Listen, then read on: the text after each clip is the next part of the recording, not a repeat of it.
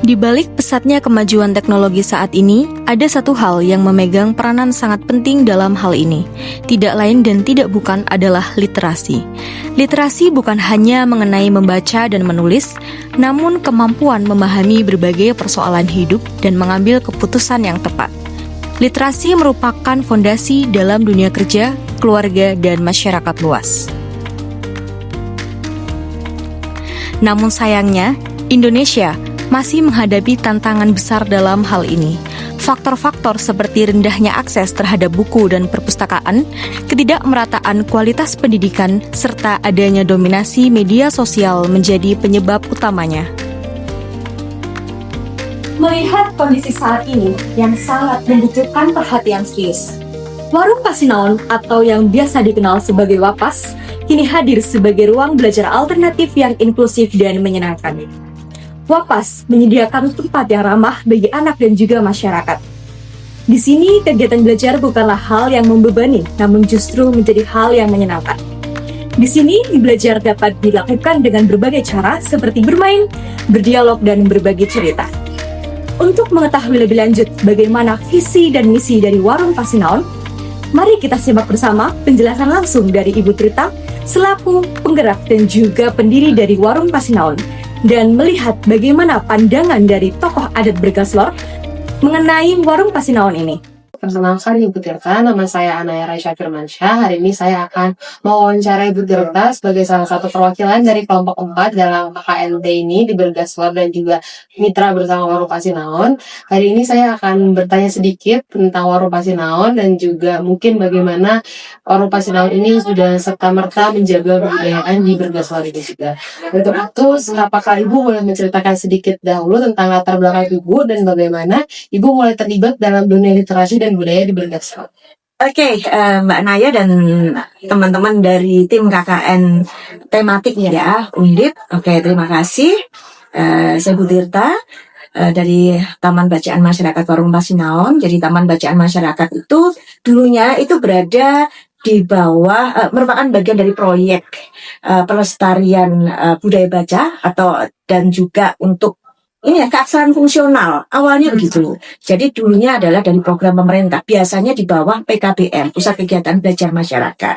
Tetapi belakangan itu lebih banyak Taman Bacaan Masyarakat itu bergerak secara mandiri. Jadi seperti juga dengan ini juga untuk menjawab beberapa pertanyaan ya, atau beberapa hal yang terjadi di masyarakat. Seperti halnya PK, lembaga pendidikan yang lain, kita juga punya legalitas sebetulnya begitu. Nah, Warung Pasinaon sendiri itu lahir tahun 2007.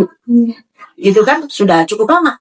Sekalian udah lahir semua ya, tapi tahun itu ya? Sudah, Ibu. Oke, baiklah. Jadi, tahun 2007 itu lahir sebagai bentuk kepedulian kita terhadap masyarakat, terhadap anak-anak terutama, yang saat itu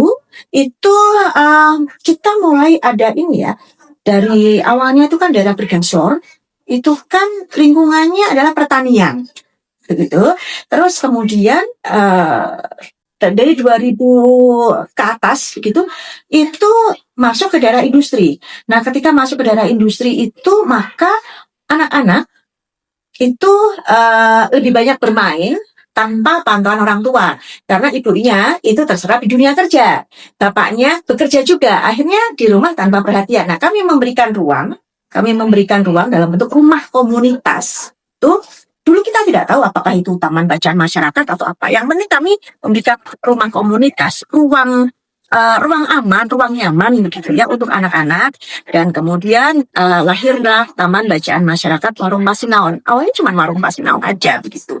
Nah, kemudian dari 2007 itu kami melakukan ya berbagai macam program inisiasi pendidikan kepada anak-anak begitu, mengajak anak-anak untuk belajar bersama, kemudian juga mengajak anak-anak untuk membaca bersama, kemudian juga berbagai aktivitas literasi yang lainnya. Tahun 2009 kegiatan kami ini mendapatkan legal formal, ada akte notaris juga, kemudian juga mendapatkan izin operasional dari Dinas Pendidikan Kabupaten Semarang. Begitu, dan kami tidak hanya bergerak di lingkungan kita sebetulnya, tapi kita bisa melakukan berbagai macam agenda literasi di banyak tempat yang lainnya. begitu ya. Nah, itu tentang warung Pasinaon. Dan kemudian keterikatan saya dengan dunia literasi dan budaya ya berawal dari situ. Karena saya suka dengan dunia literasi. Saya lahir dan saya tumbuh dari dunia literasi. Saya merasa buku itu sangat mendukung kita, menolong kita untuk melakukan berbagai macam progres untuk ke depan. Dan saya yakin banyak anak-anak yang saya merasa beruntung, Bu Tirta itu merasa beruntung bahwa secara finansial keluarga Bu Tirta ini bukan keluarga yang mapan secara ekonomi, tetapi secara orang tua sangat support untuk masalah pendidikan. Nah, sekarang ini banyak sekali anak-anak orang tuanya finansialnya mampu, tetapi edukasi pendidikannya terabaikan. Berbagai macam literasi budaya. Kalau di literasi baca tulis kita ada taman bacaan masyarakat, ada perpustakaan yang bisa ya dipinjam oleh anak-anak, dibaca, kemudian kita melakukan berbagai macam ragam aktivitas literasi, kemudian kita juga memberikan fasilitasi, memberikan kesempatan untuk taman-taman baca, untuk melakukan rolling book gitu. Nah, untuk literasi budayanya ya kita ada kelas menari gitu kan, ada kelas menari, kita bisa belajar baca puisi gitu kan. Kemudian kalau literasi budaya itu berkaitan dengan kewargaan begitu kan, literasi budaya dan kewargaan. Kita ada kelas membaca puisi, kemudian juga menari, kemudian kita juga pernah nih berkaitan dengan literasi kewargaan itu mendatangkan teroris, pernah loh, itu betul lah ya, untuk memberikan wawasan kepada anak-anak tentang cinta tanah air dan bangsa, nasionalisme. Kalau respon dari masyarakat dan anak-anak sendiri setiap ibu melakukan kegiatan yang berhubungan dengan hal kebudayaan seperti itu, apakah anak-anak antusias atau justru ada yang kayak yang menganggap hal itu ya sudah sebagai hal yang tidak menarik bagi mereka? Yang namanya anak-anak itu kadang moody juga ya. Jadi kadang kalau pas oke gitu bisa nih sekali datang 20 anak, lumayan banyak gitu kan. Tetapi ada saat di mana anak-anak juga minatnya menurun, ada bosan dan sebagainya. Maka kami ada berbagai macam aktivitas literasi sehingga mereka tidak bosan. Salah satu, kalau tadi ada kelas menari, ada juga kelas acting, ada kelas pantomim, dan itu bergantian, begitu kan? Agar anak-anak, minat mereka kan banyak ya, tidak semuanya sama, semua minat terwadahi, begitu. Kemudian, bagaimana untuk menjaga minat, begitu ya? Satu, itu tadi kita memiliki beberapa variasi menu ya, katakanlah beberapa variasi menu untuk kegiatan. Tetapi di luar itu, mestinya memang orang tua ini juga harus intervensi nih, harus ikut support terhadap aktivitas yang dilakukan anaknya. Aktivitas di Warung Pasinaon itu sudah berjalan lebih dari 17 tahun.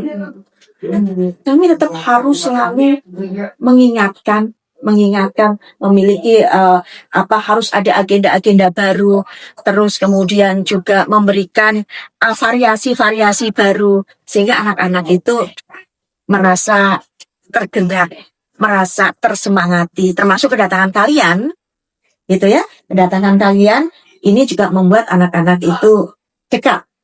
Mereka semakin antusias untuk datang. Kebetulan sebelum ini kan kita ada dengan McD, kemudian ada dengan dengan Jurusakti Sipol, ada iya pernah, belum pernah ya tapi ya? Belum pernah. Oke. Segala banyak hal kegiatan yang sudah dilakukan oleh Warung Pasinaon terkait hal kebudayaan itu, apakah itu menurut Ibu, apakah itu membangkitkan lagi semangat generasi muda untuk tetap melihat budaya lokal ini selalu ada dan menjaga warisannya? Jadi gini, mungkin perlu diluruskan sedikit ya Mbak Naya, bahwa fokus kita ketika kita bicara taman bacaan masyarakat bukan hanya sekedar budaya lokal, begitu kan? Budaya lokal itu menjadi bagian dari aktivitas literasi yang kita lakukan. Karena itu untuk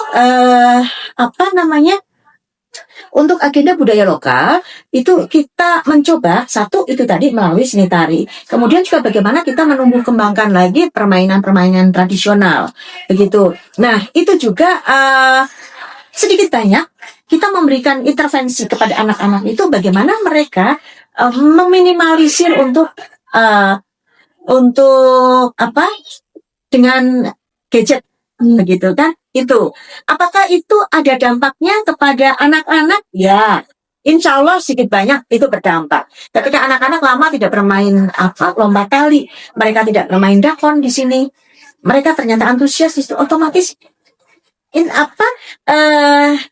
interaksi mereka terhadap gadget itu kan jadi berkurang.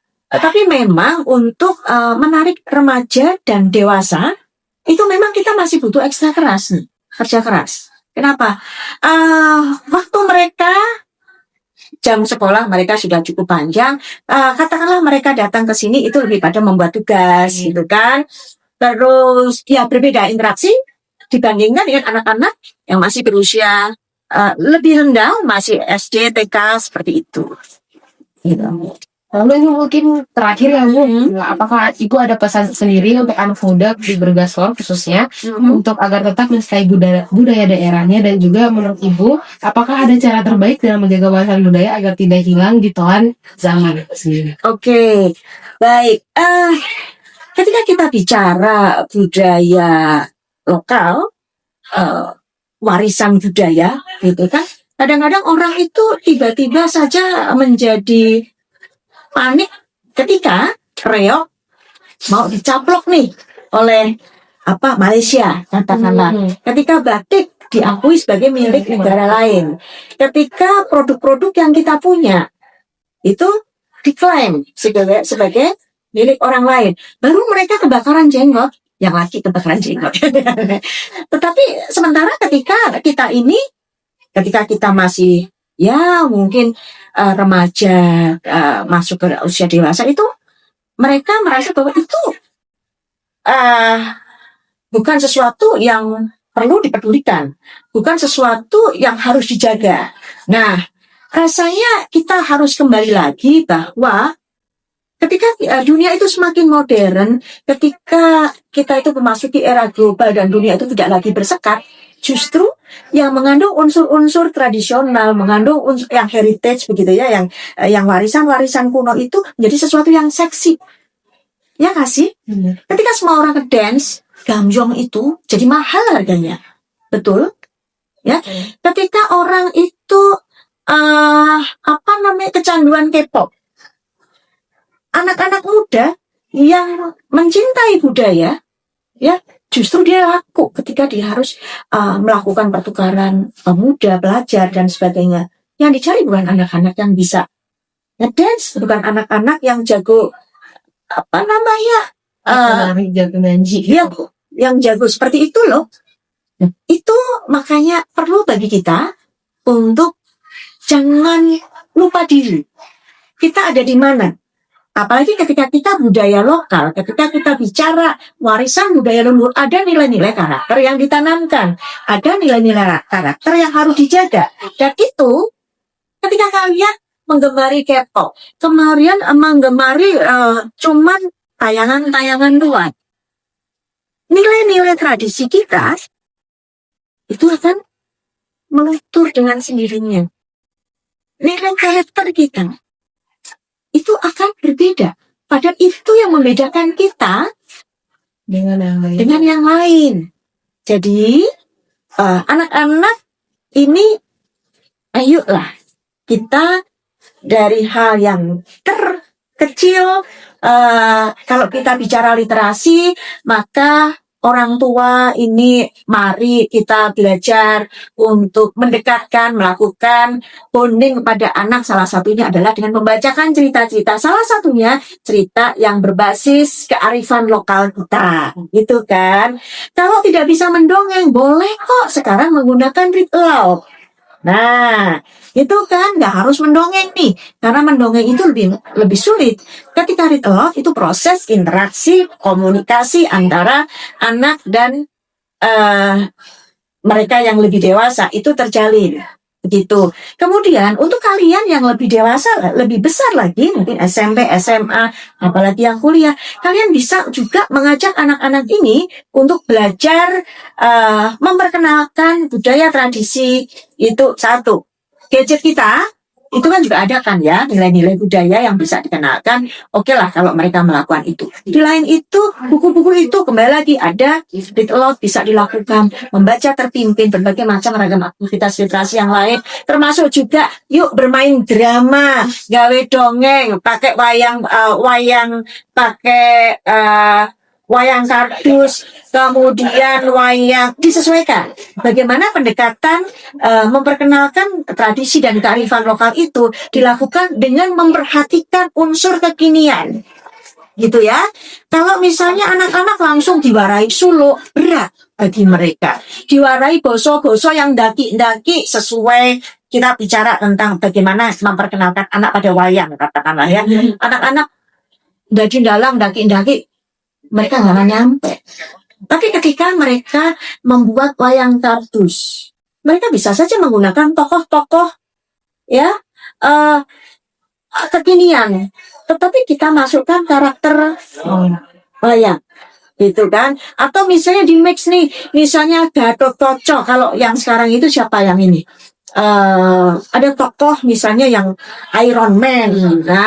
Iron Man. Nah, itu nanti karakternya seperti Gatotkaca. Nah, jadi anak-anak tidak harus ketinggalan jamak, tetapi juga tidak meninggalkan budayanya. Gitu. Semoga generasi kita, anak-anak, juga kalian semuanya ini menjadi generasi yang tidak lupa pada karakter dan budayanya sendiri, tapi juga tetap berpikir ke depan menjadi generasi yang visioner, generasi yang betul-betul siap untuk masuk di era yang sekarang tidak lagi tersekat. Baik Ibu, terima kasih banyak atas waktu dan juga kesempatannya dari Bu Tirta dengan keadaan yang sangat sibuk sebenarnya Ibu. Terus sekian dari kelompok kami, kita ucapkan terima kasih banyak atas kesempatan dan waktunya Ibu. Assalamualaikum warahmatullahi wabarakatuh. Waalaikumsalam warahmatullahi wabarakatuh. Indonesia tidak pernah kekurangan budaya, tapi yang kurang hanyalah ruang untuk mengenal lebih budaya itu. Warung Pasinaon hadir untuk membuka pintu itu, mengenal literasi membaca dan budaya dengan cara yang lebih hidup dan memilih. Tapi gerakan itu tidak bisa berjalan dengan sendirinya. Kita semua dapat ikut serta untuk melestarikan budaya ini. Salah satunya dengan cara yaitu memahami, membaca, dan mencintai warisan budaya kita sendiri. Maka dari itu, marilah kita dukung langkah-langkah dari Warung Pasinaon ini. Mari kita sebarkan semangat, dan kita menjadi salah satu dari mereka yang menjaga budaya itu agar tetap menyawa. Karena dari langkah kecil seperti itu, maka akan lahirlah perubahan yang besar.